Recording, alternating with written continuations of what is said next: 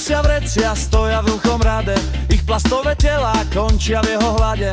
On ich hltá radom, nevie kedy prestať, za tú veľkú žravosť prišiel na ňo trestá. Prejedol, zasekol, zastavil, zadrhol sa chlapec. Ľudia ho pätkami zapchali, dávam hore palec. Ja vrecom s pätkami od sviatkov jak na jakom pajzli. Smrdia už ako päť, ožranou fláškou a tie v hajzli.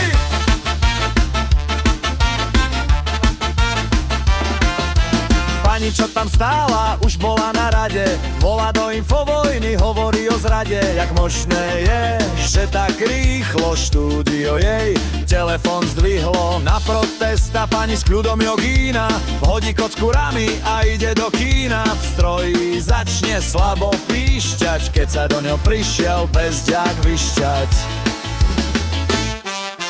Prejedol sa chlapec a to nie je všetko, pani v modrom tričku napchala tam decko. Omyl, zlá myšlienka, bola to len plienka.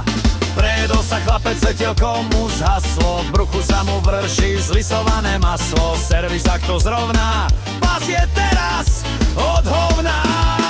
Prejedol, zasekol, zastavil, zadrhol sa chlapec. Ľudia ho pätkami zapchali, dávam hore palec. Ja s vrecom s pätkami od sviatkov je jakom pajzli. Smrdia už ako päť, ožranou fláškou a tie v hajzli.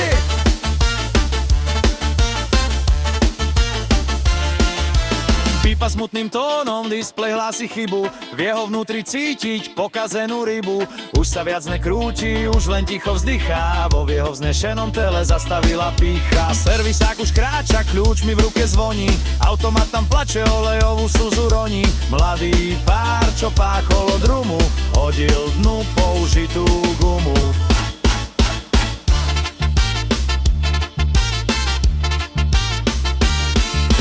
Prechal sa flaškom a tak už sa to stalo, 2 hodiny celé to dneska fungovalo. Dojebal sa motor, to je ale lotor, letia z neho iskry 2 metre do diaľky. Kam len napchám tieto flaše z minerálky, kam ja napchám tieto flašky, mám ich 4 tašky.